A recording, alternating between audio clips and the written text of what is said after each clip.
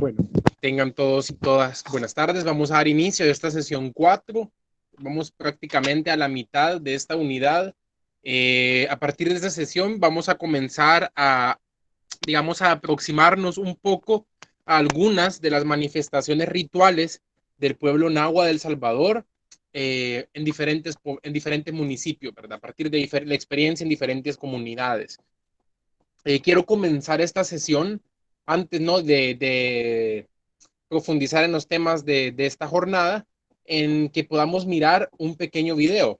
Me imagino que más de alguno de ustedes ha visto videos del compañero Héctor, no sé cuál es el apellido, Héctor Josué, pero el apellido no me recuerdo, del canal este de Timumachtigan Náhuatl. Hay muchos de estos videos de él que hablan, ¿no?, sobre cosmovisión. Eh, Sin embargo, no es quizás un abordaje académico, ¿verdad?, de la cosmovisión, pero es interesante los aportes, o son interesantes los aportes que hace para estos videos Nancy Sixta, que es de Santo Domingo de Guzmán. Y aquí pues yo quiero que escuchemos 2 minutos de ese video para que al final de la jornada reflexionemos sobre la situación, ¿no?, digamos, de la población indígena en relación a su cultura y su cosmovisión. Esos 2 minutos que vamos a observar eh, nos van a poner a reflexionar, ¿no?, sobre esa situación o esa vigencia de la cosmovisión mesoamericana en los pueblos indígenas contemporáneos. Como les decíamos, ha habido como muchas veces una tendencia a hablar de lo que fue y no de lo que son. O sea, hablar, sí, antes se hacía esto, ¿verdad? Pero ahora ya no. Entonces, o personas dicen a lo mejor esas son cosas que son mentiras, ¿verdad? Eso es mentira. Entonces, ya vamos a ver eso y al final vamos a hacer una pequeña reflexión sobre qué piensan ustedes, ¿verdad? Al respecto de esa situación que se va a ver en el video en relación a la cosmovisión y su vigencia en las comunidades actuales, en aquellas comunidades que nosotros pensamos o digamos sin temor a equivocarnos decimos son indígenas porque hablan su idioma o por otra cosa, ¿verdad?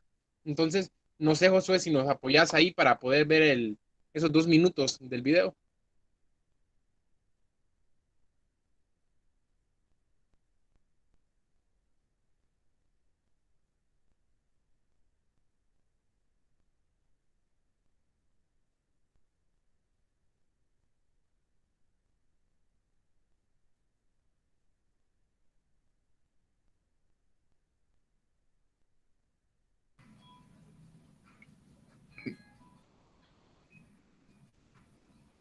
Decían que cuando uno se moría había un perro, un chucho.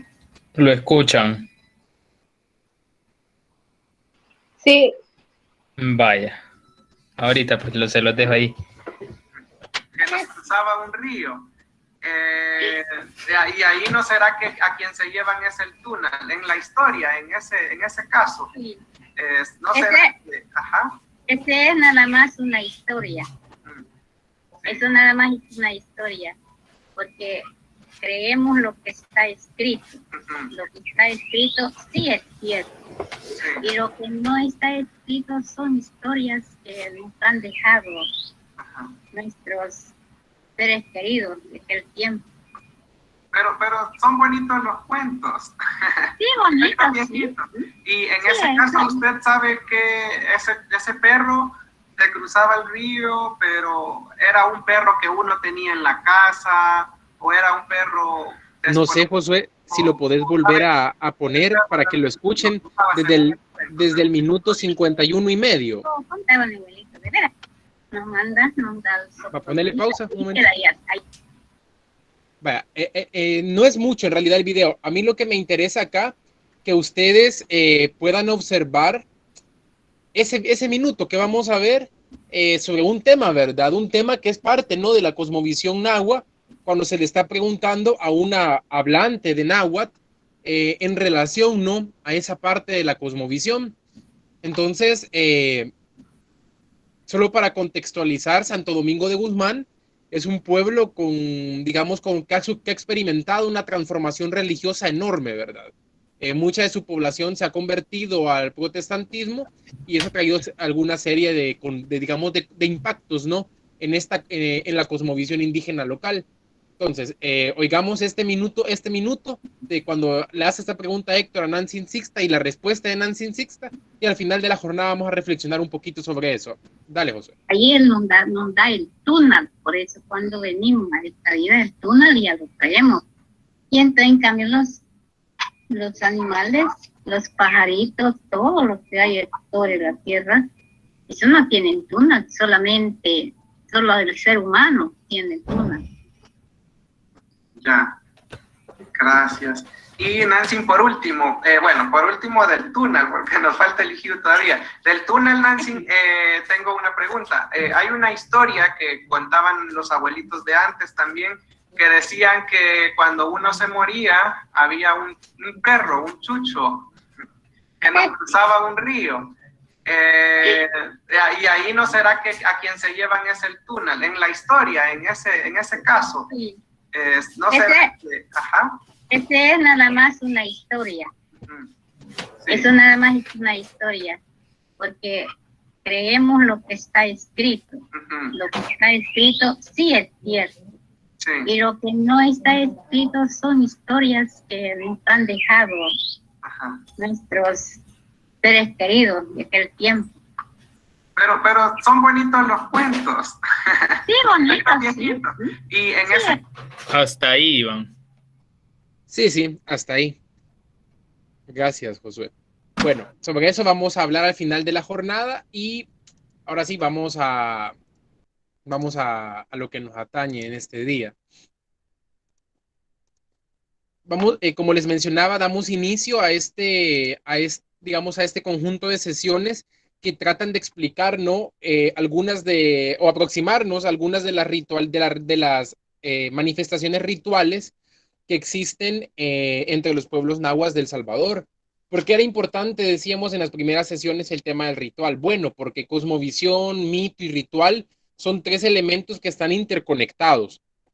La cosmovisión, al ser una abstracción, pues no, digamos, no existe por sí sola, ¿verdad? O sea, esto se desarrolla, ¿no? A partir de la cotidianidad y de la ritualidad, que es el espacio, ¿no? Donde se reproduce la cultura, donde se reconfigura y se reconstituye de manera, digamos, permanente, ¿no?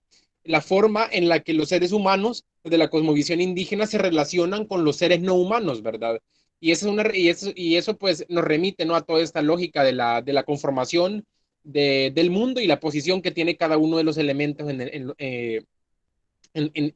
este mundo y en el otro mundo, como mirábamos, ¿verdad? Esta doble división que existe desde la cosmovisión nahua. En esta jornada vamos a hablar sobre el matrimonio y el compadrazgo entre los nahuas de El Salvador. Algunas de estas situaciones, como les mencionábamos, son experiencias que hemos podido observar, otras que les voy a compartir, que son cosas que yo he podido vivir. Pero como les menciono, literatura sobre el caso hay como muy poca. Hay muy poca. Entonces, hago esa aclaración. Primero, el sistema familiar mesoamericano.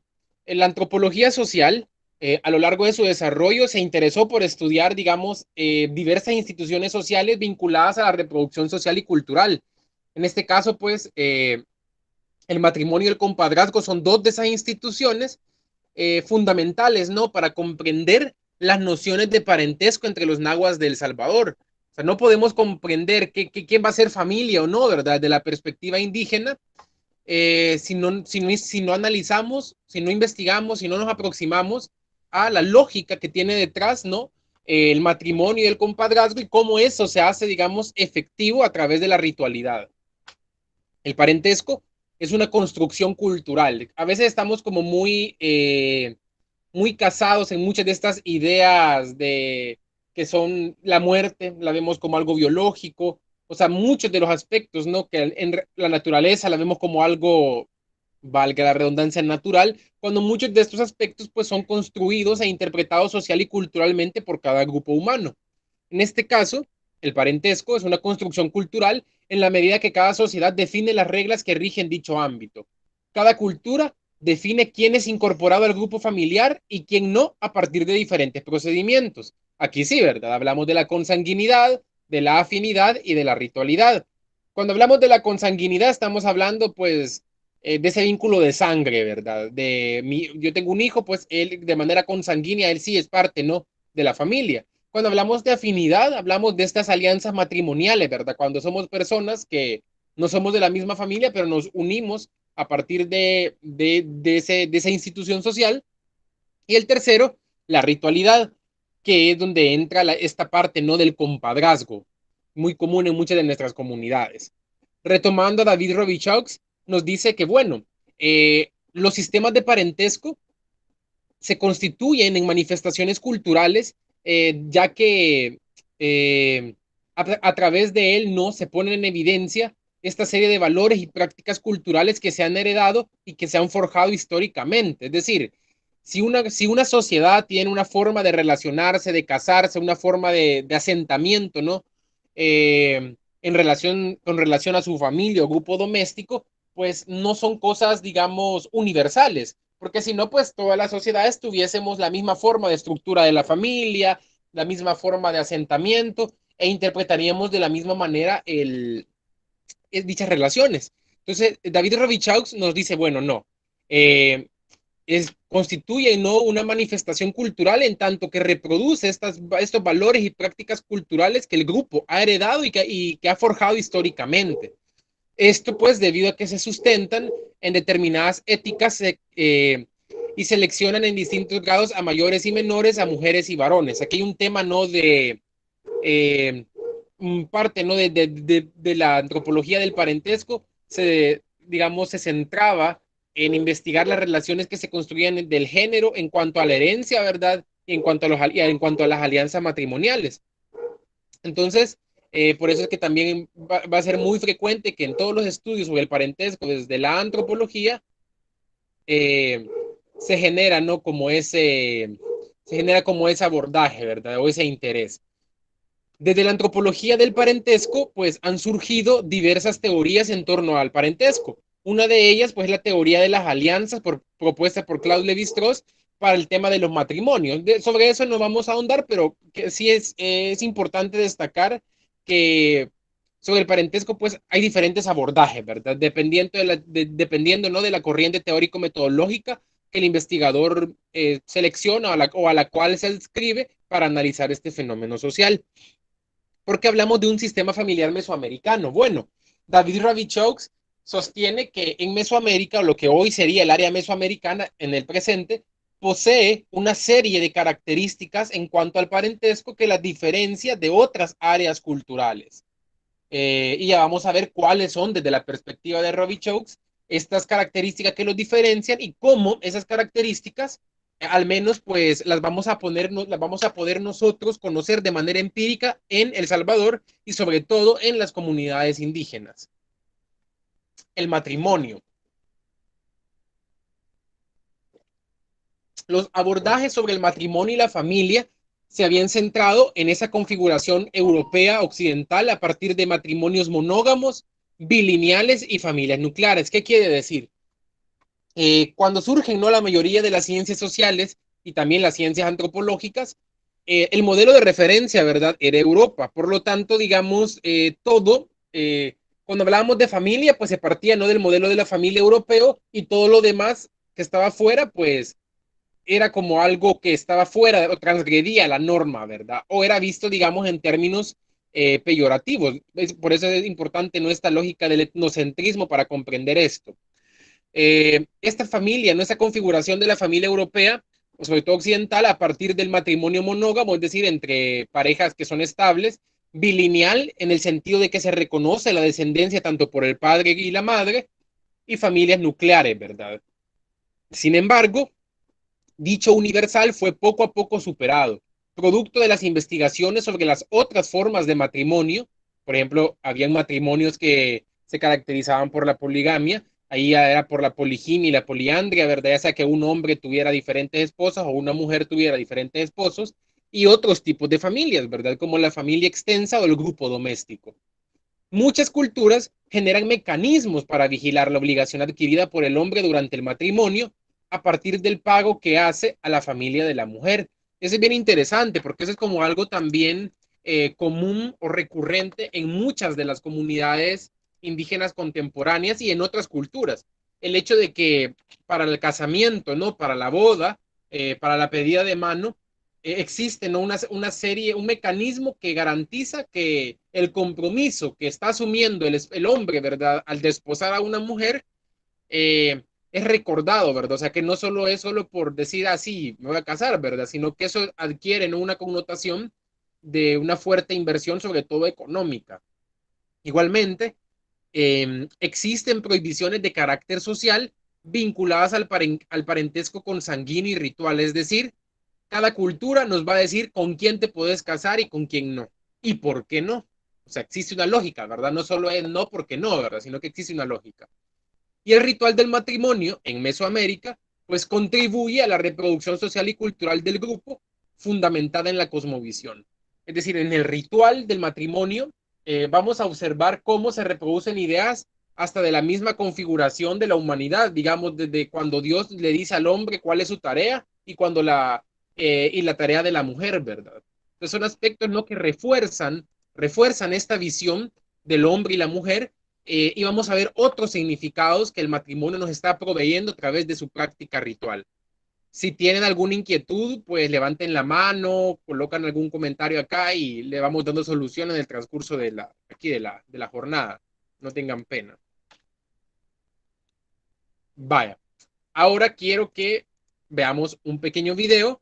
Hemos seleccionado este video porque yo me atrevería a pensar, no sé qué dirá Josué, pero yo me atrevo a pensar de que es un video que se aproxima mucho a como eran también los matrimonios tradicionales en las comunidades indígenas de El Salvador.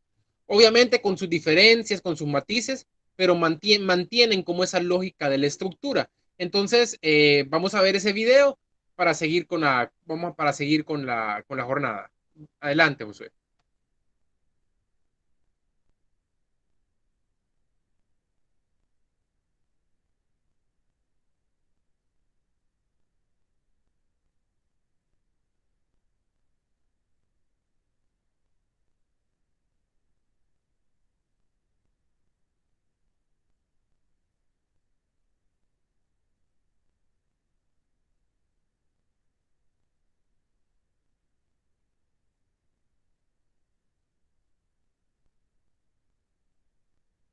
Siempre se me olvida activar el audio, pero ahorita ya se lo.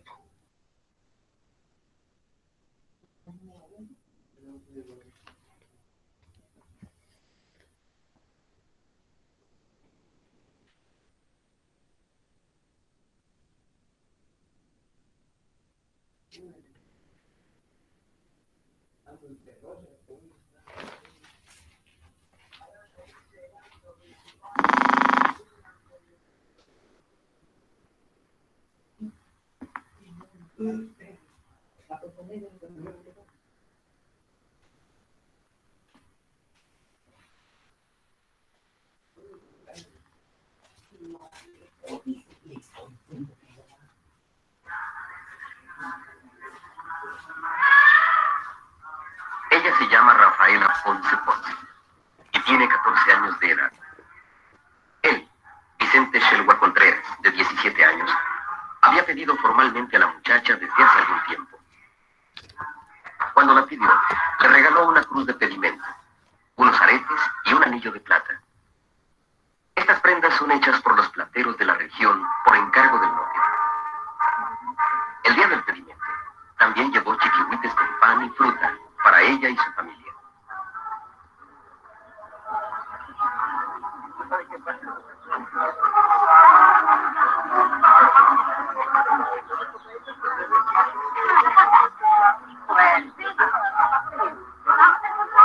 Ya no van los chiquillos. Oye, vamos.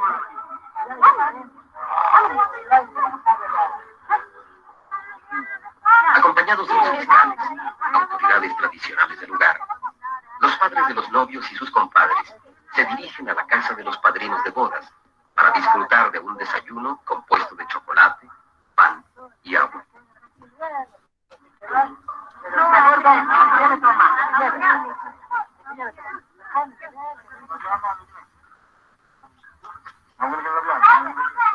El día de la boda, de mañana, entraban los convidados en la casa de los que se casaban. Primeramente entraban los maestros de los mancebos con su gente, y bebían solamente cacao, y no vino. Y todos los viejos y viejas entraban a comer al mediodía.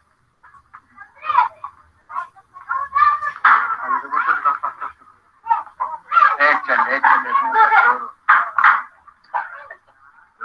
Creo que cabrón, que digamos.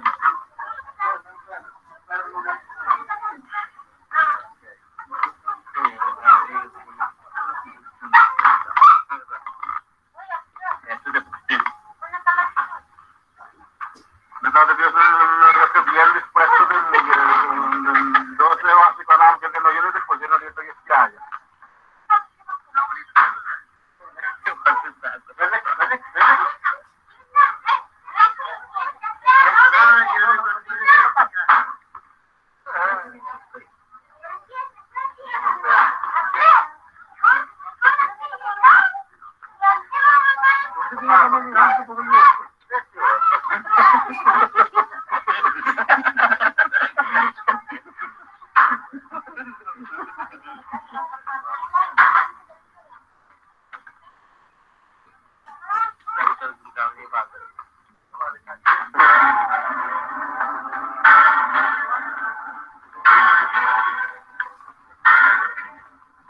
Las fiestas religiosas, bodas, bautizos, funerales, son conducidas por los fiscales, auténticos representantes de la comunidad. Y como depositarios de la tradición, ven con buenos ojos que estas ceremonias se conserven, pues tienden a desaparecer.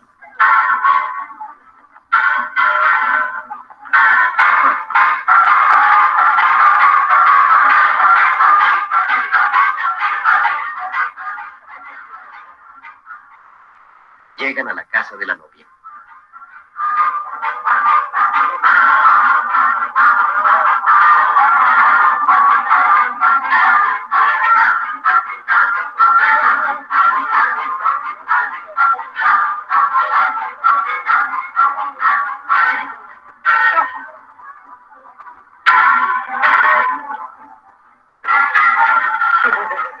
Escuchemos a los cronistas de hace 400 años. Y en una estera con sus asientos junto a un fogón de fuego, sentaban a los desposados, y les prendaban y ataban el uno al otro con sus ropas, y hacían sahumerio de copal a sus dioses. Y luego, 2 viejos y 2 viejas, que se hallaban presentes como testigos, daban de comer a los desposados. Y después comían los viejos, y acabando la comida, los viejos y viejas hacían un parlamento, cada uno por sí, a los desposados, dándoles buenos consejos de cómo se habían de tratar y vivir, y la carga y el estado que tomaban. Toda la otra gente quedaba en el patio cantando y bailando. Hablaban a la novia de esta manera: hija mía, vuestras madres que aquí estamos, y vuestros padres, os quieren consolar. Esforzaos, hija, no os aflijáis por la carga del casamiento, y aunque es pesada, con la ayuda de nuestro Señor la llevaréis. Al recién casado hablábanle así: aquí estáis, hijo mío, que sois tigre, y nuestro águila, y nuestra pluma rica, y nuestra piedra preciosa. Ya sois nuestro hijo, muy tiernamente amado.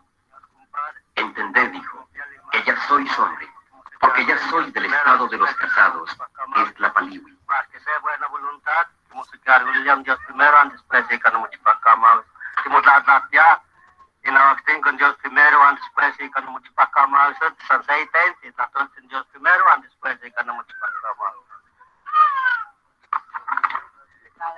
Señores compadres, señores comadres, que no me Dios no es un cabelistino, el nombre de nuestro Señor compadre, nuestra Señora comadre.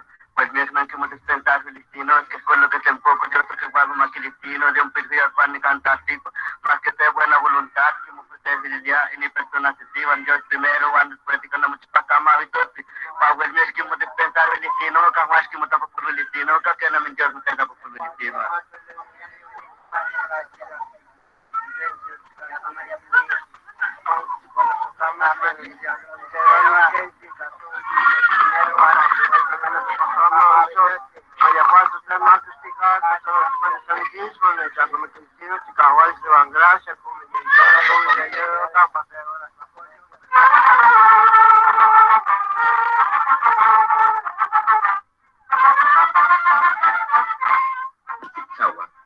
Danza asociada desde siempre al matrimonio, es bailada por los fiscales, madrinas, padrinos e invitados importantes.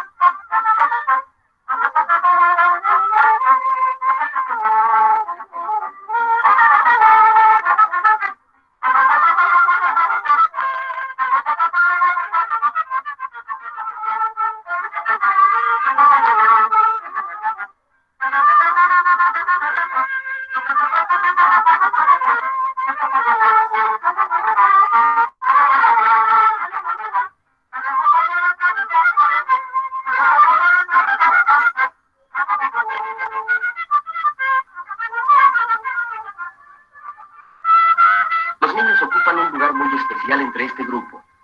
Se les sirve primero la comida y cuando se retiran, se les despide con muestras de cariño y música especial.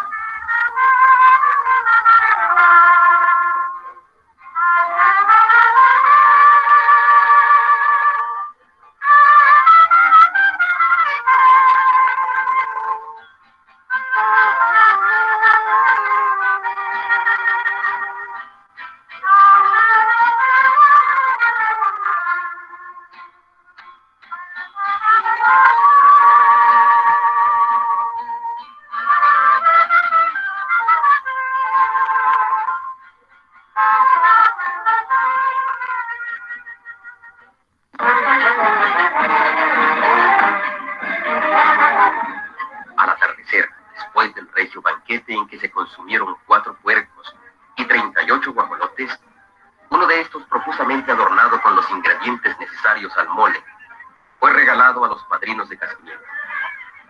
Y al compás del son el tlaxcalteco se bailó la despedida del consuelo.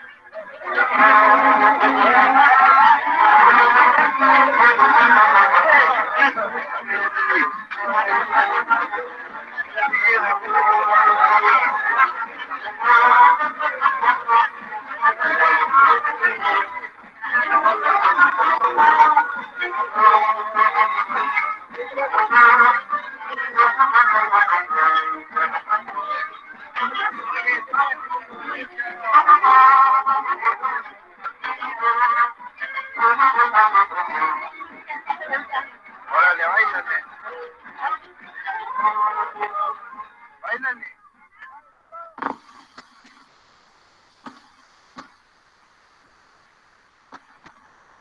Yo creo que ya, Josué.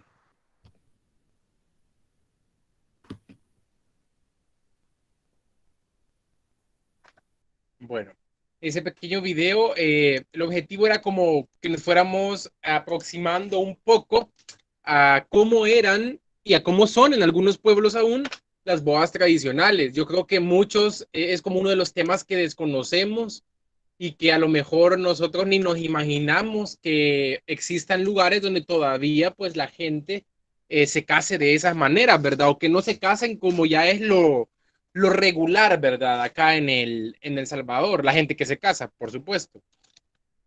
Ahora vamos a hablar un poquito sobre algo que ya nos mencionaba este video del INA para el caso de México, que es el matrimonio en las fuentes históricas. Para el centro de México existe evidencia del matrimonio a partir del Códice Mendoza, que es ese que pueden ver ustedes en la imagen de esta lámina y la que apareció en el video, y descripciones de cronistas como Bernardino de Sahagún y Diego de Landa.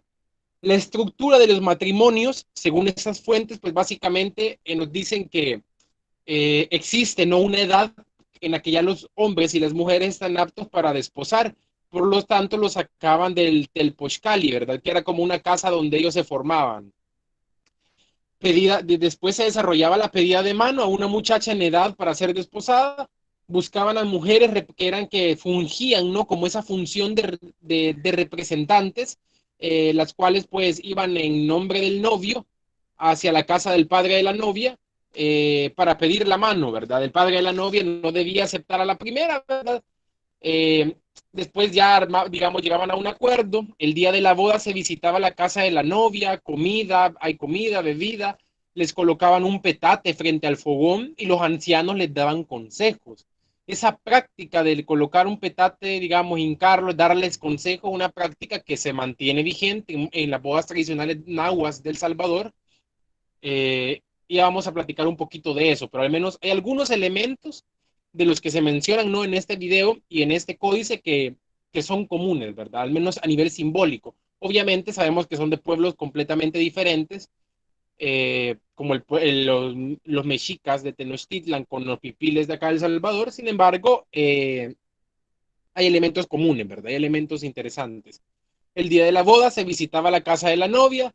Como les decíamos, después era trasladada a la casa del novio. Lamentablemente sabemos pues que quienes hicieron estas crónicas eran los sacerdotes, por lo tanto no hay como mucha información que nos permita a nosotros comprender los significados, ¿verdad? Es decir, por qué se hacía de esa manera, por qué no, etcétera, ¿verdad? Tenemos como una descripción muy llana, pero que nos permite aún así aproximarnos a algunos elementos. Las bodas indígenas en El Salvador. Para El Salvador se tiene una referencia que quizás es la más antigua, que conozco yo al menos, que es para el pueblo de Ataco, para el año de 1860. Y, digamos, era una estadística general y ahí en el informe dice, sobre los casamientos se hacen en enero de cada año. Después del acto religioso, cada novio se va a su casa. El alcalde llega con los novios a la puerta de la iglesia, los hinca y los santigua con el bastón. Enseguida se van a la casa de la novia agarrados de la mano, llegan al encuentro con un sahumerio de estoraque y flores que les tiran. Al llegar se hincan frente a un altar. El alcalde les da consejos, ser buen hombre y buena mujer, a la mujer que se levante temprano, que ponga el fuego, que cuando su marido llegue del monte, corra a secarle el sudor y darle comida, que obedezca al marido. Al novio los consejos son que haga la milpa, que traiga leña, que duerma con su mujer. Los santigua con el bastón, los levantan y los colocan en la mesa. Hacen tamales, una cabeza de marrano hecha tamal que llaman la flor de la mesa. Ponen a disposición del alcalde la mesa, le colocan botellas de aguardiente y chicha. Concluido esto, se dirigen a la casa del novio y son recibidos del mismo modo. Esa es una descripción para las bodas tradicionales de los indígenas de Ataco para 1860. Sin embargo, dichas bodas se mantienen vigentes en los pueblos de Tacuba, Nahuizalco, Cuiznahuat y Panchimalco. Yo les voy a contar un poquito sobre las bodas indígenas en Panchimalco, que es lo que yo más conozco. Las otras, pues, me han contado cosas, pero no he tenido la oportunidad de estar en una, y no es igual, digamos, a participar uno de estas bodas y andar de preguntón, ¿verdad? Y andar haciendo preguntas de las cosas que se ven. Yo he dividido acá que al menos podemos ver la boda en 4 momentos.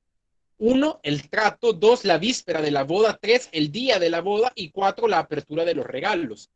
En Panchimalco, pues, era común, todavía a mediados del siglo pasado, aún se hace ese tipo de aspectos.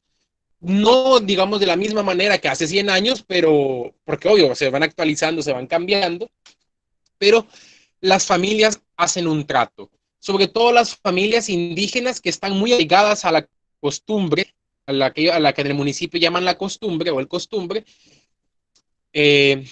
Cuando se le va a casar a una muchacha, pues hacen el trato. ¿En qué consiste este trato? Bueno, la familia del hombre y el hombre visitan a la familia de la mujer a pedir la mano, ¿verdad? Y a pactar ya la fecha del matrimonio civil y del matrimonio religioso. Por eso le llaman hacer el trato, ¿verdad? Básicamente van ya a hablar todo lo relacionado a la boda. Si se va a hacer tradicional, si no se va a hacer tradicional, en qué fecha se va a hacer, si va a haber aguardiente o no va a haber aguardiente. Todos los pormenores de la fiesta se hablan en el trato. Esta es como una tradición no de toda la población, pero sí de las familias indígenas del municipio, y responde, ¿no?, a esta visión de cómo eran los matrimonios antes y a ese mecanismo del que hablábamos digamos, de recalcar, ¿no?, la obligación y el compromiso que adquiere. O sea, yo una vez platicando, Josué estaba ahí, creo que platicábamos con una abuela de casi, creo que como de 90 años, y le preguntábamos, ya le voy a explicar el contexto, pero voy a volver a eso. En el trato, digamos, previo a la boda, el hombre antes estaba obligado a dar una serie de prendas, ¿verdad? Prendas para el matrimonio. Estas prendas eran los anillos y eran unos textiles, los panchos, pero ya el paño de casada, pues, porque ya no iba a ser solo para la persona, sino que esos paños, y también un rosario. No sé si se me escucha, ajá, porque yo no sé. Se escucha con interferencia.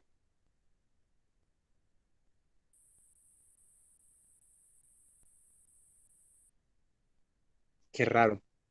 Permítanme, vamos a ver.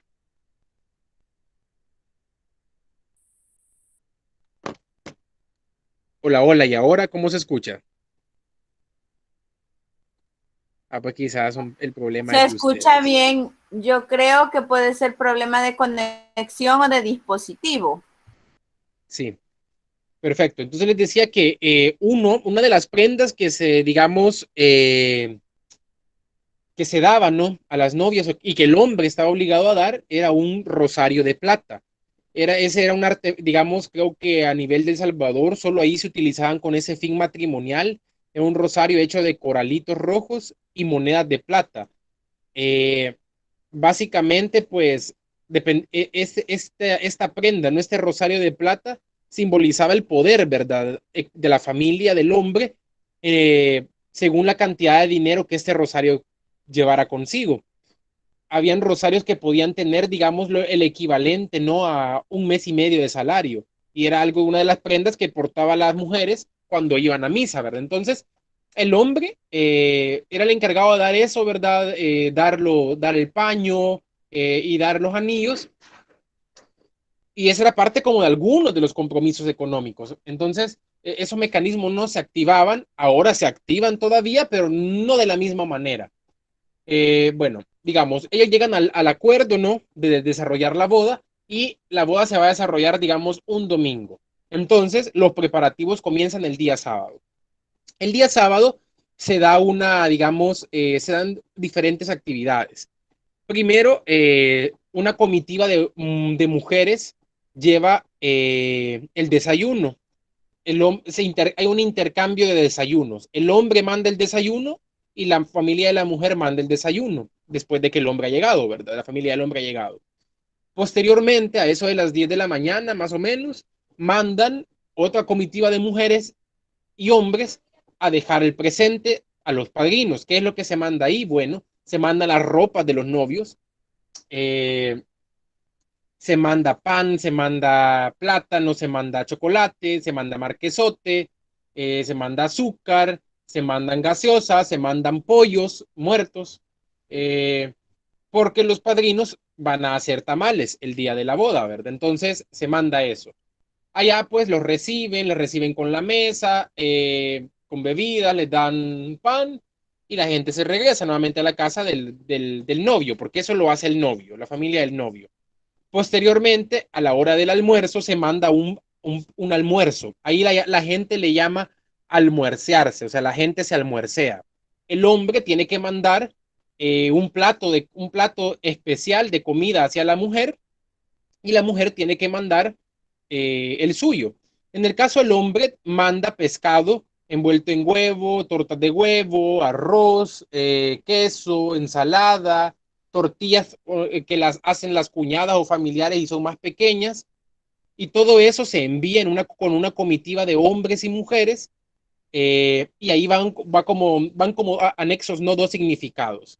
El primer significado es ¿por qué el pescado? Porque uno dice, ¿por qué no hacen otra comida? Bueno, las abuelas dicen que se da pescado porque el hombre es el que pesca. O sea, es la reproducción, ¿no? De esta idea de que el hombre es el de la milpa, el hombre es el que pesca, entonces él tiene que dar eso, ¿verdad? Es como se sigue, ¿no? Reproduciendo esta cosmovisión en torno al trabajo del hombre y de la mujer. El hombre tiene que mandar bien arregladito, digamos, su almuerzo, el plato, ¿verdad? Todo lo que va a mandar, porque eso le va a transmitir a la familia de la mujer que el hombre es delicado. Y tiene que mandarlo antes de las 12, porque va a saber que el hombre es delicado y va a querer su comida y su comida a tiempo. Si el hombre lo manda después de las 12 es porque no le importa eso, pero digamos, la norma es que tiene que mandarlo antes de las 12. Cuando llegan a la casa de la novia, los reciben, les dan pan, les dan al guaro, antes les daban chicha, pero hoy les dan guaro, cerveza, y la cosa es que tienen que tomárselo. Aquí la idea es de que llegue bola a la gente, ¿verdad? O sea, que los que van a dejar el almuerzo saben que tienen que tomar, o sea, si no, pues mejor no van. Ya buscan a gente que les guste tomar. La mujer, por su parte, después de eso, envía su almuerzo. Envía casi lo mismo que el hombre, a excepción del pescado, porque la mujer manda gallinas rellenas. Estas gallinas rellenas que manda la mujer denotan o el significado que van a transmitir, aparte de lo doméstico, ¿verdad? Que es la encargada de que tiene sus gallinas, la crianza, el trabajo en lo doméstico, también reproducen esta idea de la pureza y la virginidad de la mujer. Por ejemplo, si la mujer cuando llega al matrimonio con el esposo no es virgen, la gallina va rellena y va, digamos, sí, normal, pues con las patitas abiertas, digamos. Pero si la mujer es virgen, la gente le hace un hoyito pequeño a la gallina solo para sacarle las tripas, la rellenan y con carne de cerdo, pues le cocen el hoyito, ¿verdad? Entonces la gallina va selladita. Entonces, cuando esa comida la reciben los padres del novio, saben, pues, digamos, en qué condición va la mujer. Entonces, eso es algo que todavía se hace en el municipio. Eso que les estoy contando es algo que yo he visto, ¿va? No es que me contaron cómo era antes, sino que es algo que yo he visto. Eso, digamos, un día antes. Ya el día digamos, el día de la boda. El día de la boda, los padrinos de boda van a sacar a los novios a las 4 de la mañana, se los llevan a la casa. Ahí el padrino ayuda a cambiarse al hombre, la madrina a la mujer. Antes de sacarlos de la casa, le dan consejos.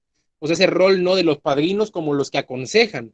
Y muchos de los consejos tienen esa misma lógica que nos menciona Sahagún y que nos mencionan estas fuentes para las bodas de Ataco. O sea, reforzando nuestra idea de cuál es el trabajo del hombre, cuál es el trabajo de la mujer en el hogar o en la relación matrimonial. Después los llevan a misa, después de misa salen y se van, primero se van a la casa de los padrinos, ahí los reciben con un desayuno de chocolate, pan y tamales.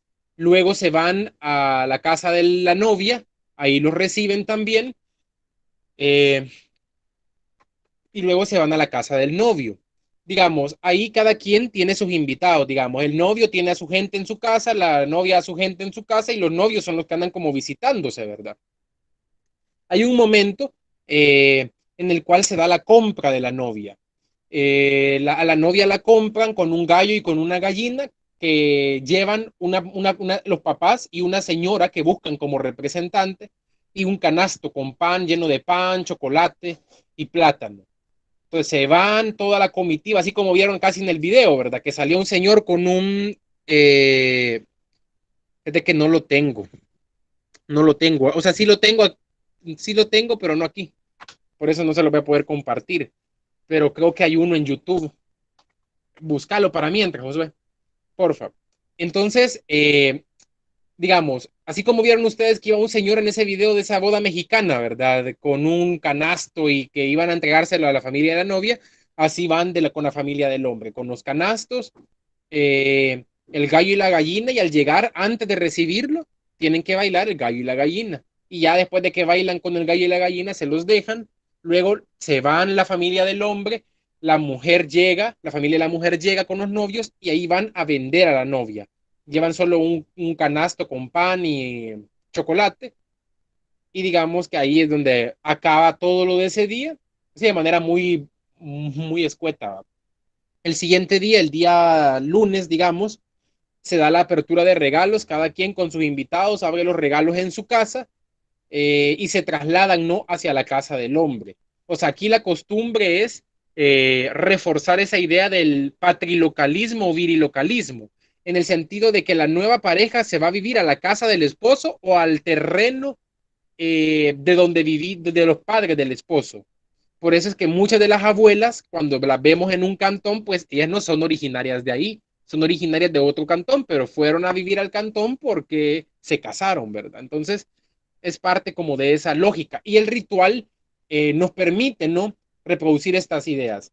Algunas ideas que se me vienen a mí a la mente, ¿no?, sobre este tipo de bodas tradicionales, por ejemplo, es el tema de la idea de ser hombre y mujer. En el video lo expresaron muy bien.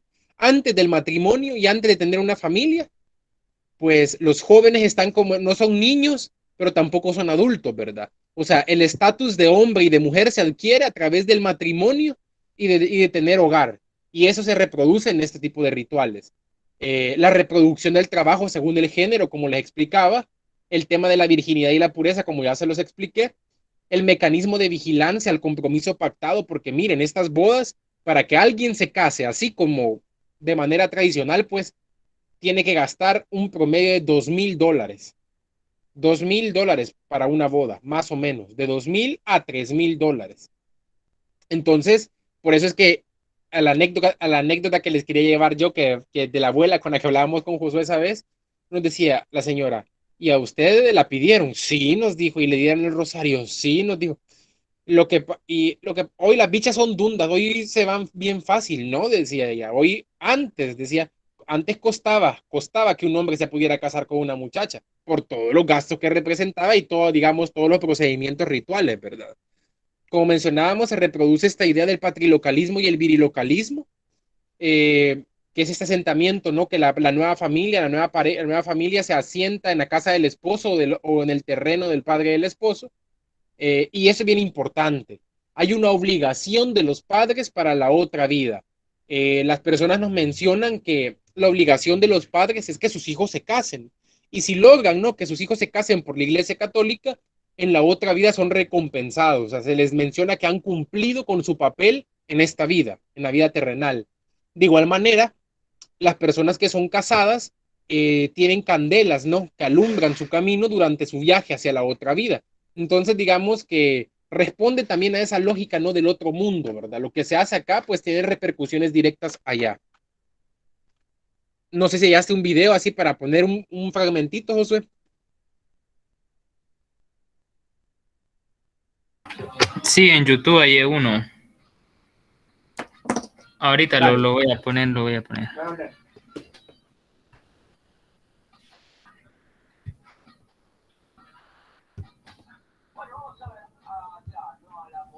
De valor 52-48, me parece que se quedó corto la producción de la Copa Oro, tengo que ser honesto.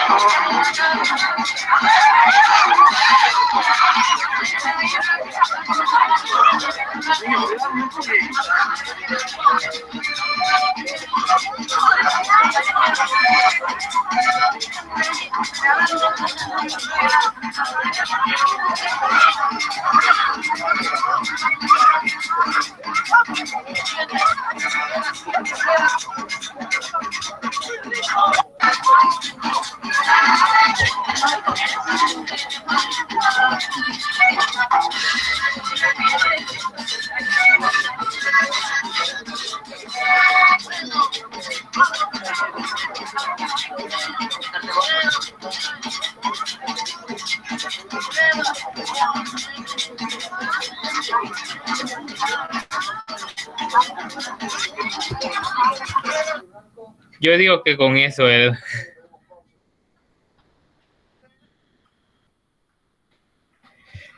Gracias, Josué, gracias. Sí, justamente, digamos, no son ahora como tan comunes, pero al menos en el año yo pensaría que hay quizás unas 10 de estas bodas anuales. Solo en lo que va de este año, pues yo pude ir a 2 a las que me invitaron. Sí, estuve en 2 en las que me invitaron. Una, quiero ver. La de la Clara y cuál otra. No, creo que solo a una. Ajá.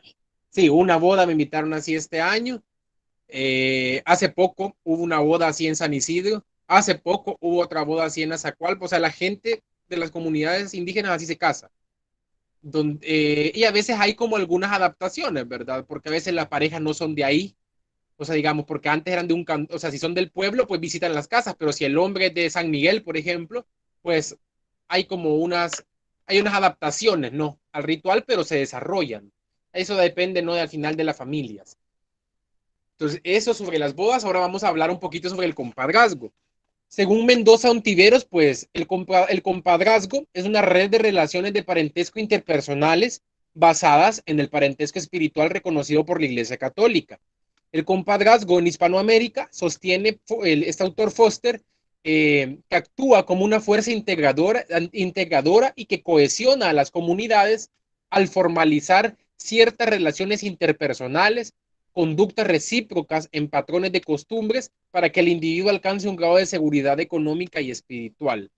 O sea, nos habla, ¿no?, de que al final esa institución permite esta reciprocidad y esta ayuda entre personas de diferentes estratos económicos que se han unido, ¿no?, a partir de este ritual del compadre, a través de esa institución del compadrazgo y de algunos rituales que vamos a ver.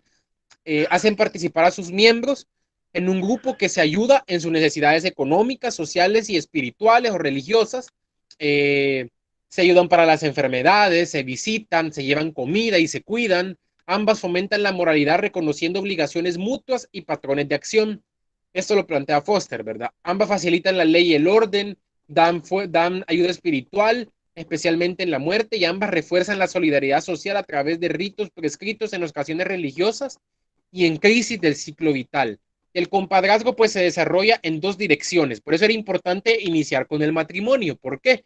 Por un lado, quienes aspiran a ser seleccionados como padrinos y compadres deben estar casados. O sea, alguien que no esté casado, bueno, pueden ser solteros, pero digamos, acompañados no. Entonces se aspira, ¿no? Y generalmente se aspira a buscar matrimonios para poder no apadrinar a sus hijos y hacer compadres. Y por el otro, quienes aspiran a buscar, pues, a buscar padrinos, deben de tener hijos, ¿verdad? O sea, eh, es como lo otro. Ah, no estoy presentando, con razón.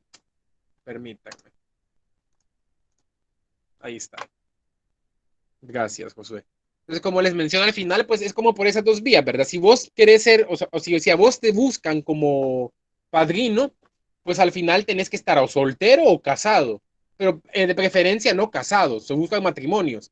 Y por el otro, si vos querés buscar padrinos, pues vas a tener que tener hijos, pues no vas a buscar padrinos sin tener hijos. O sea, buscas padrinos para tus hijos.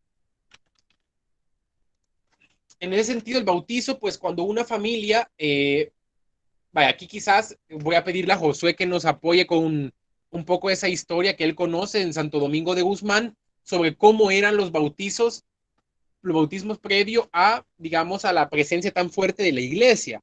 Para algunas zonas, como pueden ver aquí ustedes en este códice, para el caso de Guatemala está documentado que al momento del nacer, pues se hacía como un tipo de ritual vinculado al agua y también se le asignaba su nahual, ¿verdad? Al niño, ¿verdad? Que es como su animal protector. Sin embargo, eso no está documentado para el caso de El Salvador, por lo tanto, pues no podemos asegurar si eso era así o no, porque al menos ni en la memoria ni en la historia de las comunidades eso está presente, pero sí hay historias vinculadas a eso. Así que contanos ahí, José, antes de comenzar a hablar del bautismo ya contemporáneo. Bueno, es que yo le platicaba a Iván que al menos en Santo Domingo distinguen un relato. Esto sí lo ven como algo sumamente antiquísimo, de cómo y dónde bautizaban a los niños antes en el pueblo, ¿no? Y es interesante que la gente hace hincapié que eso sucedía en un periodo en que no existía la iglesia, no estaba la iglesia ni tanto material o como institución, ¿verdad? Sino que un tiempo antiguo. Y destacan, ¿no?, un lugar apartado en lo que hoy es afuera del casco urbano del municipio, que colinda, es una calle que colinda para Santa Catarina Mazahuat por una pila que se llama Tepocate. Ahí había, yo no conozco el lugar muy bien, hoy está destruida esa pila, está para arriba, ya no contiene agua, pero la gente afirma, ¿no?, de que sus abuelos y todos los antepasados de ellos mencionaban de que a esa pila llegaban a bautizar a los niños antes, ¿no? Lo interesante es de que había como un ritual, ¿verdad? Y la gente lo describe de que colocaban a un niño tierno de días de nacido sobre una batella y lo colocaban sobre esa pila que era de talpuja. Entonces esa batella era conducida por el agua y no sé si había una especie de cueva o barranco, pero es lo que la gente da a entender porque el niño con este movimiento de las aguas era conducido, ¿no? E ingresaba a un lugar.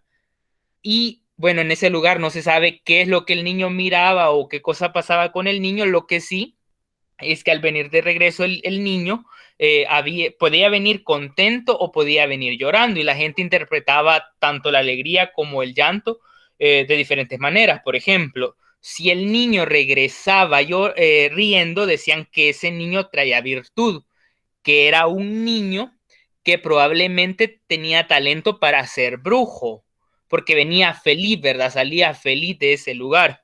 Caso contrario, si el niño venía llorando, decían de que era un niño pues desdechado, que no servía, no servía, no va a servir para muchas cosas, ¿no? Y principalmente en lo del lado de la brujería, con lo que lo asociaban, decían de que no traía para brujo en definitiva, ¿no? Y la gente dice, bueno, ese es el lugar donde se bautizaba antes, ¿no? O el lugar donde se hacía la primicia antes, y es el relato más antiguo que existe ahí en Santo Domingo, ¿verdad? De los más antiguos. Gracias, José. Justamente esto también se debe a que, digamos, Santo Domingo de Guzmán no tuvo párroco, ¿verdad? Durante la colonia. Entonces, digamos, la ausencia, ¿no?, de la institución eclesial como tal, pues permitió que, digamos, se conocieran ese tipo de historias y ese tipo de prácticas. En Panchimalco, por ejemplo, como ahí sí, pues hubo un contacto súper cercano con la iglesia, pues ese tipo de prácticas no.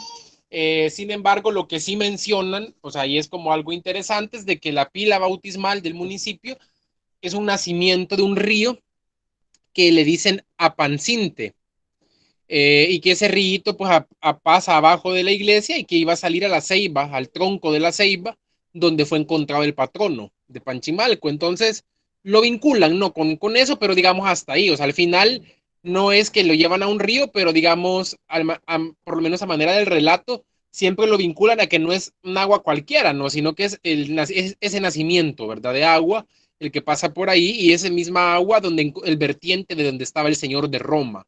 Entonces son como algunos de los relatos. En la actualidad, pues el bautizo, yo les voy a contar, no les puedo hablar de otras experiencias porque me las han contado así como muy de manera superficial, entonces yo no sabría, no logro entenderlas. Tendríamos, ¿no? En realidad que estar en un bautizo de esas zonas, como por ejemplo como en Nahuizalco, donde entiendo que ahí sí son diferentes los bautizos también, pero nunca, o sea, nunca he estado en uno. Y eso no, me ha imposibilitado como comprender algunas cosas. Sin embargo, obviamente, ¿no? Cuando una familia se encuentra esperando la llegada de un hijo o hija, este debe ir pensando en quién serán los padrinos del niño y hablar con ellos para que sepan. Por eso les digo, esta experiencia que les voy a contar es la experiencia mía con mi hija. Digamos, desde que ya la niña quizás tenía unos sus 5 meses de embarazo, pues ya la abuela, porque mi esposa es de Panchimalco, entonces ya la abuela decía, tienen que ir pensando quién va a ser el padrino del que viene, me decían. Y era como lo constante, hasta que al final pues decidimos. Desde ese momento pues se genera digamos, nosotros decidimos con quién hablar, fuimos a platicar con esta persona, la persona acepta, y desde ese momento pues se genera un vínculo y seguimiento hasta el día que se va a consumar el bautizo. Tiempo en el cual la familia, o sea, en este caso nosotros visitábamos a nuestra futura comadre y digamos, y después, ¿no? Ya a futuro, después del bautizo, pues se siguen visitando, ¿verdad? Como se menciona, y se lleva a la hijada, ¿verdad? En este caso a mi hija. El compadre generalmente, digamos, al que uno busca como compadre o comadre, es generalmente una persona que en las comunidades se habla de respeto, ¿verdad?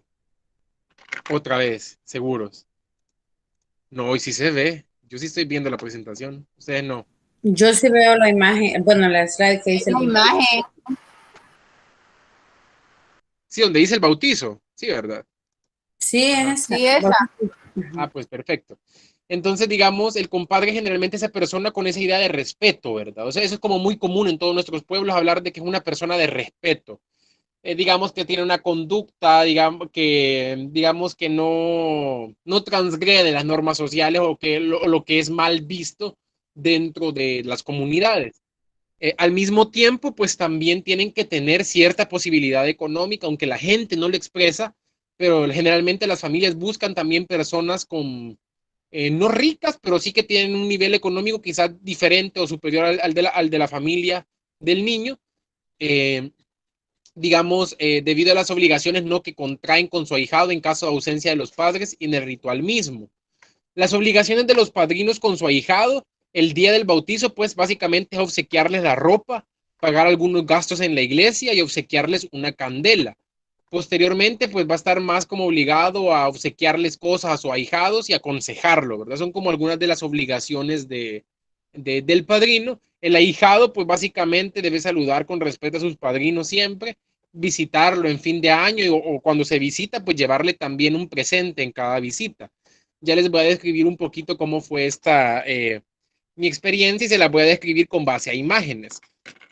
El asunto es, digamos, que y también vamos a hablar un poquito sobre cuáles son como los significados, ¿no? Como al menos tres significados que yo pude observar en relación a los bautizos y la importancia, ¿no? Que revisten estos para las comunidades. Aparte de esto, los bautizos también figuran como en el municipio solo hay tres tipos de fiestas, ¿verdad? La fiesta cuando hay matrimonio, fiestas cuando son las cofradías y las fiestas cuando hay bautizos.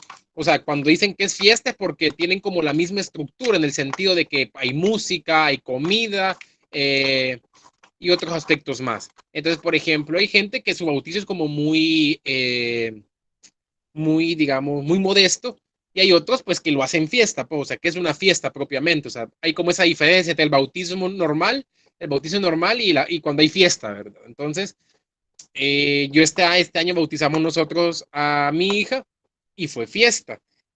Y aquí con imágenes les quiero ilustrar un poco como cuáles fueron los procesos previos al bautizo, tomando en cuenta que ya había hablado yo con la madre, ya habíamos hablado con nuestra comadre, y todo, ¿verdad? Entonces, el primer paso que se hace es, bueno, se busca una comitiva de personas que van a dejar el presente donde la madrina, donde la comadre, en este caso la madrina de mi hija.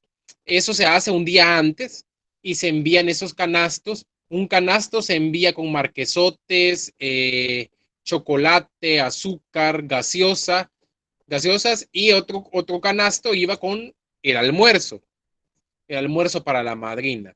En este caso era sopa, gallina, asada, arroz, tortillas. Entonces se hace como esto, se busca a las personas y van a dejar el presente. Eso es un día antes a la hora del almuerzo. Eso es lo que pueden ver ahí en la foto. Generalmente siempre andan los niños, ¿verdad? Y eso es bien importante porque yo creo que eso ha sido como parte del éxito, ¿verdad? También ahí en Panchimalco, de que las nuevas generaciones pues se vean involucradas en esto, porque los niños andan siempre ahí, entonces van aprendiendo, ¿no? Sobre la costumbre del pueblo y por qué se hacen las cosas y y digamos, cómo es el funcionamiento, ¿no? De toda esta lógica ritual del municipio. Ahí es donde estábamos ingresando nosotros ya, entregando, ¿no? El presente a nuestra comadre. Ella es quien lo recibe, lo entra y después vacía las cosas y devuelve, ¿no? ¿Cómo se llama? Todo el canasto con los diferentes elementos, ¿verdad? Que llevábamos, ya con los platos, digamos, solos. Posteriormente, digamos, nuestra futura comadre debe de servirnos la mesa. Al servirnos la mesa, nos ponen gaseosa, nos ponen pan, y en este caso, como me la sirve, yo fui, ¿verdad? En representación de la familia, Entonces, aquí es el compadre, ¿no? Tenía que ser yo el que reparte todo lo que hay en la mesa y el que finalmente, después de que nos hemos comido las cosas o las he repartido y hemos estado ahí un rato, pues entregamos la mesa, le damos gracias a la comadre por la mesa y se entrega la mesa y la comadre manda el vestido de la niña, lo manda ese mismo día. O sea, entonces nosotros nos vamos a la casa con el vestido de la niña. Al llegar a la casa, digamos, eso es como bien, digamos, en otros municipios quizás esta lógica de la economía de prestigio ya no funciona, pero en el caso de Panchimalco sí es muy fuerte, es decir, muchas de las actividades rituales permiten no adquirir prestigio entre la población, digamos, como depende cómo vos celebres una fiesta, depende de vos cómo celebres una cofradía y todo este actuar, ¿no? En la ritualidad te va adquiriendo cierto prestigio si vos lo haces con base a la tradición y si no escatimás en gasto, ¿verdad? O sea, en el sentido de que hay abundancia, es súper bien visto. Entonces, digamos, a mí me dio un poco de risa porque cuando llegamos nosotros a la casa, pues la incógnita de todos es que querían ver la ropa de la niña, ¿verdad? Y todos así como con con esa gran curiosidad y también con la expectativa y, digamos, la intriga sobre qué va a decir la gente de la madrina si el regalo que le da a la niña no es un regalo bueno, ¿verdad? Yo que soy de San Salvador, ellos asocian que al yo ser de San Salvador, tengo cierta condición de vida diferente. Por lo tanto, el regalo, ¿no? En este caso, había una presión social extra hacia la madrina por lo que daba, ¿verdad? Porque si era algo que digamos que la gente lo puede ver como muy de poco costo, eso pues a mí no me iba a afectar, o sea, porque no era esa como el interés, pero socialmente pues las críticas iban a llegar hacia la madrina, hacia nuestra comadre. Entonces, bueno, se abrió el regalo y era un vestidito de panal, o sea, bien bonito, entonces la gente así como, o sea, la gente interesada en eso, pero haciendo cuentas, eso me daba risa porque decían, no, decía, esto es bien caro, mire esto, y esta otra cosa. O sea, al final pues fue como así un checklist de todas las cosas que llevamos y ver más o menos que sí, ¿verdad? Que la inversión económica de la madrina había sido fuerte. O sea, así funciona mucho todavía la economía de prestigio en el municipio. Después, bueno, el domingo, eso fue el sábado. El domingo, pues ya nos vamos a la charla. Después de la charla, pues es la madrina, ¿no? La encargada de pagar algunos gastos que cobra la parroquia. Nos vamos y ahí va la niña ya con su vestidito y la madrina es la encargada de darle una candela. Eso es bien importante y vamos a entender el significado de esta candela también en su relación con el otro mundo. Entonces, bueno, estamos en eso. Se termina el acto, ¿verdad? Meramente religioso. Un dato interesante es que muy poca gente llega al bautizo a la iglesia, es decir, la gente está esperando en la casa. O sea, en la iglesia, en este caso sí llegó varias gente, íbamos varios, pero generalmente la mayoría está en la casa esperando a la niña, a los papás y a la madrina. Es de una foto de la gente cuando íbamos saliendo nosotros de la iglesia y ya íbamos en el recorrido hacia la casa, ¿no? De donde iba a estar la fiesta. Posteriormente, pues, es la madrina quien debe de llevar a la niña en brazos, ¿verdad? Entonces, durante todo ese recorrido. Entonces, ahí, pues, es la madrina quien lleva a la niña y nosotros dos con mi esposa acompañando, ¿verdad? Digamos, adelante, ¿no? Y la gente que venía, toda esta gente que venía atrás, pues iba hacia la casa donde nosotros. Al llegar, pues, las familias van entregando una mesa, ¿no? Donde se van dejando los regalos. Previo a todo eso hay una preparación, hay una distribución de roles. Uno tiene que buscar en el pueblo y eso es como parte de la lógica de ese protocolo ritual, si queremos verlo así. Uno tiene que buscar a las personas que van a cocinar, que son las comideras del pueblo. Uno busca a las nixtamaleras, que son las encargadas de cocer el maíz para la tortilla. Uno busca quién va a repartir la comida. O sea, cada quien tiene su rol y eso es para todas las actividades, para todas las festividades y generalmente para todos los rituales comunitarios, es decir, matrimonios, bautizos, cofradías y velaciones. Entonces la gente va llegando, entrega su regalo, es costumbre que también se reparte pan con café al que va llegando. Quiero ver. Después, pues, se le sirve la mesa a la madrina. y de ahí reparte ya la madrina con algunos de los invitados y después se reparte la comida así de manera normal, digamos, según el orden, ¿no?, que ya tienen establecido las personas que se buscan para repartir los alimentos. Lo que sí es importante, ¿no?, que las raciones de comida para la madrina son más grandes, o sea, ahí en las raciones de comida se denota la importancia de la persona. Las que han trabajado, las que han tenido un cargo o las que han aportado de alguna manera significativa, reciben más comida. Y la madrina es la que recibe más porque es como la que en ese momento tiene como la mayor importancia, ¿verdad? Aquí está también la madrina va a repartir, va a dar el guaro, ¿verdad? Para que lo repartan. Después lo repartieron. Aquí, digamos, hubo un conjunto de música también y después de eso, pues básicamente termina el bautizo. Una de las reflexiones que a mí me dejó, ¿no?, esta experiencia es de que al menos yo considero que el bautizo cumple como 3 funciones fundamentales.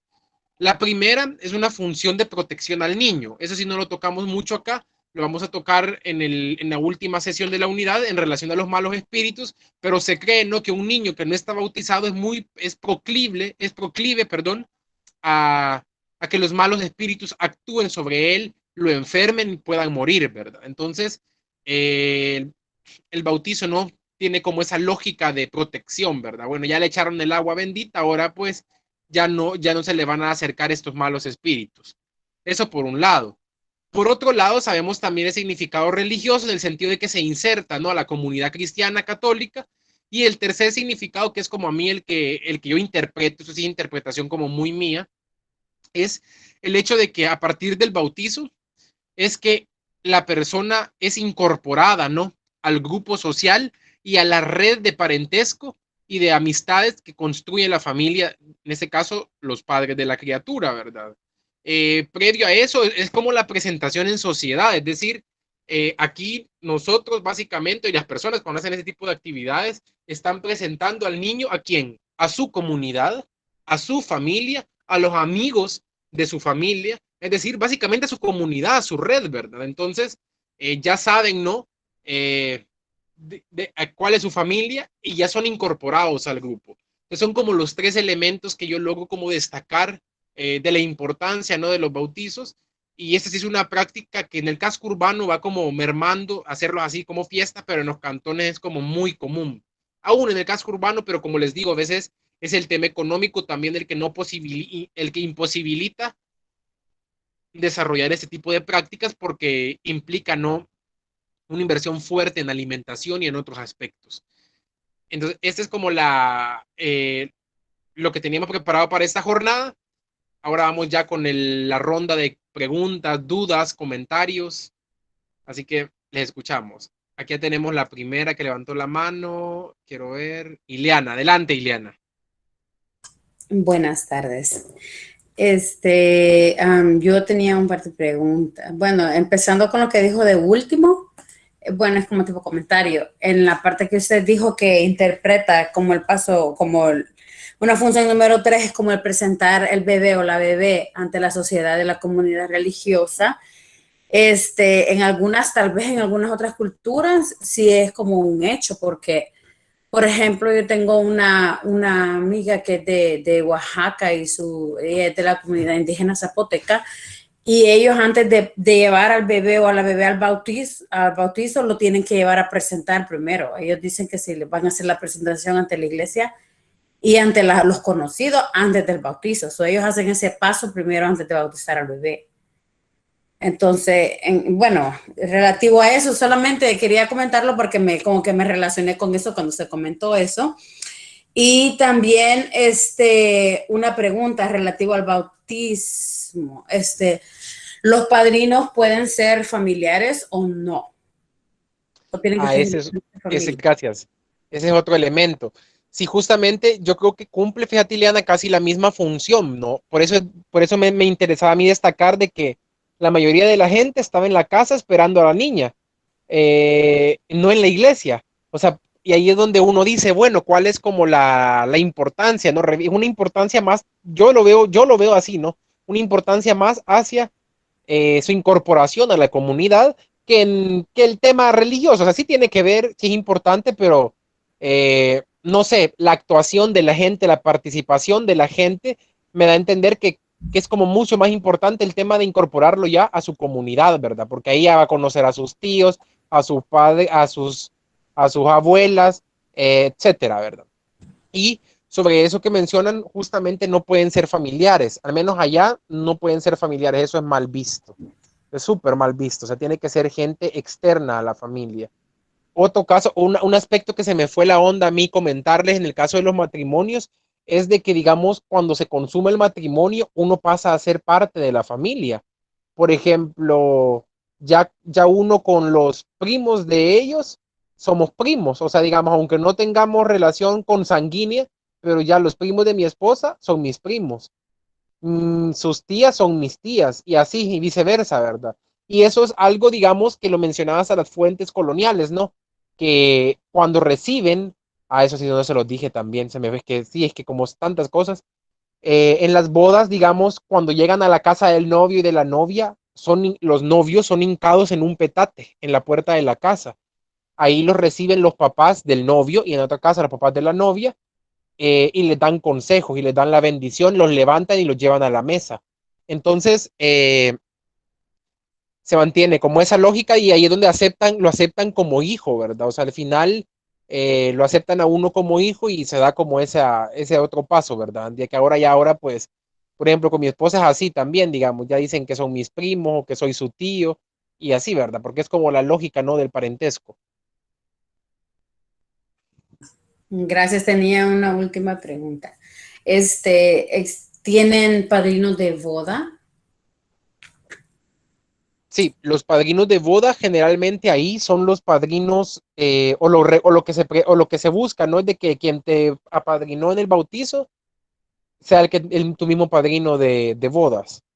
Si no es así, pues igual vos buscas a los padrinos de boda. Por eso es que es importante, porque ellos tienen un rol bien importante en el municipio y tienen gasto también. Y ese aspecto también que les estaba mencionando, el tema de las candelas, digamos, dentro de la concepción, ¿no? En la otra vida, pues quienes han apadrinado a muchos niños, dicen que ellos son ayuda en la otra vida, porque tienen su candela, las candelas que entregan y el cumplir su compromiso como padrinos, les ayuda en ese viaje porque alumbran el camino, ¿verdad? Con las candelas. Entonces, tiene como también ese trasfondo. O sea, muchas de las cosas que se hacen acá, pues son importantes porque tienen repercusiones directas en el destino, ¿no? Y en lo difícil o menos difícil que puede ser el viaje hacia el otro mundo. Mm. Y por último, ay, perdón, se me va. Ay, se me fue. Bueno, si me acuerdo lo voy a preguntar. Disculpe. Perfecto, perfecto. Sí, en el caso aquí Milena nos consulta si hay diferencia sí, es similar. Digamos que ahí ya no hay mucha diferencia. Es como de marinero el traje del niño y la niña generalmente un vestidito. Ujú. Adelante. Sí, me acordé. Por último mencionó también que las personas, por ejemplo, pocas van a la iglesia cuando es tiempo del día del bautismo y que los demás esperan en la casa. Entonces, eso significa que la celebración siempre se lleva a cabo en la casa de la familia, o sea, de la bebé. Por lo general así es. Así es. Por ejemplo, nosotros acá, una sobrina de nosotros, eh, se llevan como 15 días con mi niña pero se bautizó primero. Entonces al final, pues todos estábamos en la casa esperando. Básicamente llegaron los papás de la niña y los padrinos. Y de ahí nadie, y unas dos personas más, de ahí nadie más, de ahí todo el resto de la gente estaba en la casa esperando a la llegada de la niña, ¿verdad? Ok, gracias. ¿Alguna otra comentario, inquietud? También ya podemos platicar de lo relacionado al video de Dancing Sixta al inicio. También comentarios alrededor de eso. Así que pueden levantar la mano y le vamos a ir dando aquí la palabra uno por uno.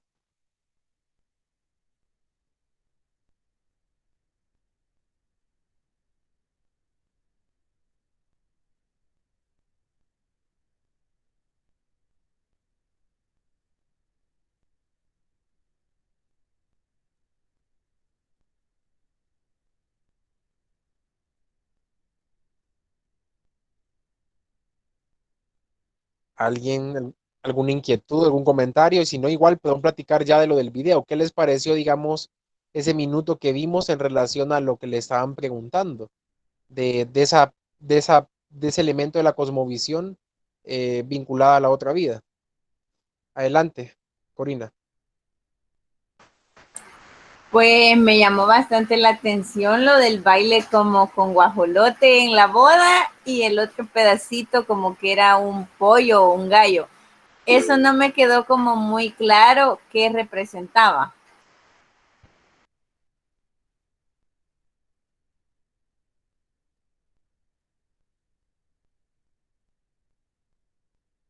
En ese caso, en el tema del baile, ese es el baile del gallo y la gallina. Es como, con eso se sella la compra-venta de la mujer. Y entiendo que el gallo representa al hombre, la gallina a la mujer, y así es como lo bailan. O sea, es parte como es parte del ritual y es el elemento ahí de la transacción, de la compra-venta, ¿verdad? Eh, eso. ¿Tenés otra inquietud, Corina? Sí, Sí, con dale, dale. respecto a compra y venta, es decir que en esta cosmovisión tenemos la imagen de la mujer como objeto o como compañera. Pues no sé, yo me atrevería a pensar que no tienen una idea ni de, no sé, no la ven quizás como objeto. Es que no sé, yo pienso que digamos, esas interpretaciones son como más recientes, ¿verdad? Yo creo que es como una compra-venta en el sentido de cómo se mencionan que se establecen estos mecanismos para que, digamos, o sea, son como mecanismos que las culturas crean como para asegurar, digamos, que a la hija que van a entregar en el matrimonio, ¿no? Va a vivir bien, porque, o sea, por eso es que había como muchas trabas, ¿verdad? En el sentido de que todo un procedimiento, una serie de gastos, pues sí, porque con eso aseguraban de que el que se casaba, pues iba a quizás poder mantener a la hija, ¿verdad? Entonces, es más como para representar eso, aunque sí, obviamente, digamos, eh, así dice la gente, pues fueron a comprarla, ¿verdad? Entonces sí, podía tener una connotación similar a la de un objeto, pero no sé si la gente lo mirará así tal cual, cómo lo interpretan eso. Pero sí, o sea, la gente dice, ah, qué bonito, fue bien compradita, va a ser bien compradita esa boda, o sea, porque, pues sí, porque el montón de gastos, ¿verdad? Entonces el hombre ha gastado un montón digamos, para poder casarse, ¿verdad? Para poder tener a su esposa. Entonces, más o menos así es como la lógica. Antes de darle la palabra a Enrique, en el caso de lo que comentaba, de lo que nos pregunta Ovidio, pues justamente ella hace referencia, ¿no? Eh, a la Biblia. Entonces, a diferencia, eso hablábamos con Josué, a diferencia de las religiones, digamos, de las religiones protestantes en otros contextos de comunidades indígenas donde se han logrado construir otro híbrido, pues, de la cosmovisión indígena con el protestantismo. En el caso de El Salvador, pues, eso no ha sido así. Eh, yo pienso, no sé vos qué pensarás, Josué, eh, que en realidad la conversión no al protestantismo es otra forma de transformación cultural eh, y que abona ¿no? a ese proceso de ladinización porque a partir ¿no? de esa transformación cultural vinculada a lo religioso, se abandonan muchas de las prácticas indígenas. Y eso no se puede generalizar, ¿no? Hay que, digamos, ver cada contexto, pero en algunos contextos sí, se abandonan de una manera tan radical que básicamente pasan aunque hablen náhuatl quizás y vengan de familias que uno puede decir son indígenas, pero ya la forma en la que ellos conciben el mundo y cómo se interrelacionan, pues ya es como la de cualquier persona mestiza, si queremos verlo así. No sé vos qué pensás al respecto, Josué.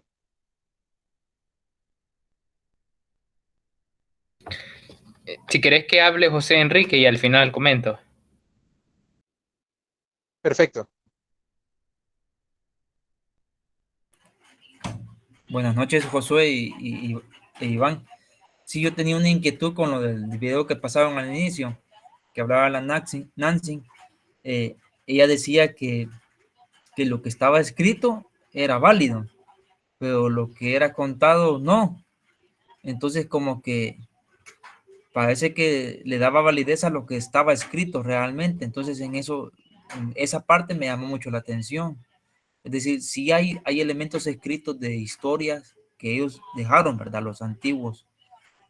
Y a eso es lo que le dan validez, pero ya lo que se oye así como murmurar, que es de tradición oral, como que no le dan importancia. Eso entendí yo de la Nancy. Sí, fíjate que en realidad ella hace referencia a la Biblia.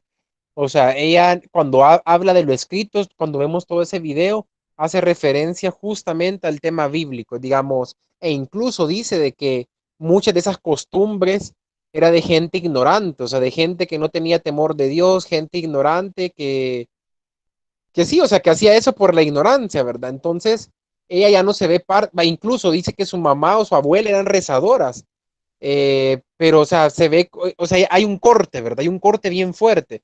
Entonces, no sé, yo a veces soy como de esa idea que para algunos contextos el hecho de que una persona hable el idioma o el hecho de que provenga de supuestamente una familia indígena porque uno lo considera así, pues también tiene que ver el tema de la cosmovisión, porque al final la cosmovisión es básicamente lo que está como dándole sentido, ¿no? Una forma diferente de ver el mundo y de relacionarse con el mundo, ¿verdad? Entonces, yo a veces entro como en esa duda de decir, bueno, podemos decir que un nahuablante es indígena solo porque habla el idioma, aunque ya su cosmovisión sea casi que igual a la de nosotros. Entonces son como algunas de las reflexiones, ¿no? Que nos deja esto. Yo digo que eso tenemos que verlo como muy en lo local, porque fíjense que en municipios como Panchimalco, a pesar de que hay evangélicos y que también rompen, ¿no? Con mucha de la tradición, pero al mismo tiempo guardan muchos elementos de la tradición, participan en actividades católicas y saben todo el costumbre porque se han criado en ese contexto. O sea, hay una ruptura, sí. Algunas personas, dependiendo, ¿no? De la denominación de cada iglesia, hay rupturas, pero no son rupturas a veces tan severas. Eso es bien variable. Adelante, Josué.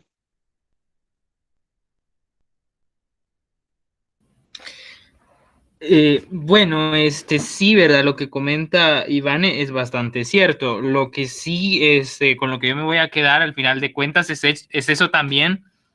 Aquí se tendría que ver hasta cierto punto, ¿verdad? En el caso de Santo Domingo, porque aún las opiniones y las posturas de la gente van a ser discrepantes, ¿no? Por ejemplo, hay personas que pueden decir, no, esas son historias así antiguas que no tienen validez, cuando otras personas lo pueden asimilar, ¿verdad? Como algo cierto, como algo... Es lo que yo les digo, en Santo Domingo también a veces es un poco complicado comprender ciertas cosas. A mí me ha pasado, yo a veces no... Por ejemplo, cuando les hablamos del mito del maíz, eso hay gente que me dice, sí, eso fue porque fue verdad lo que existió este personaje en Anahuatzin, y son evangélicos algunos incluso que me lo han dicho, ¿verdad?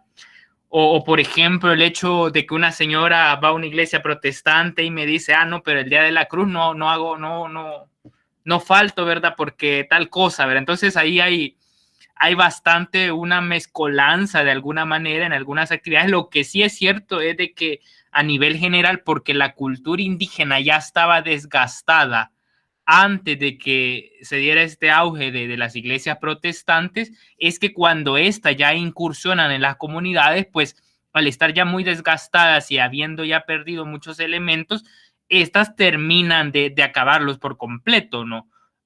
Pasaba incluso en el mismo Santo Domingo con un señor nahuablante, propio de Santo Domingo, ¿verdad? Que era pastor evangélico, y él mismo le decía a su congregación que no hablaran náhuatl,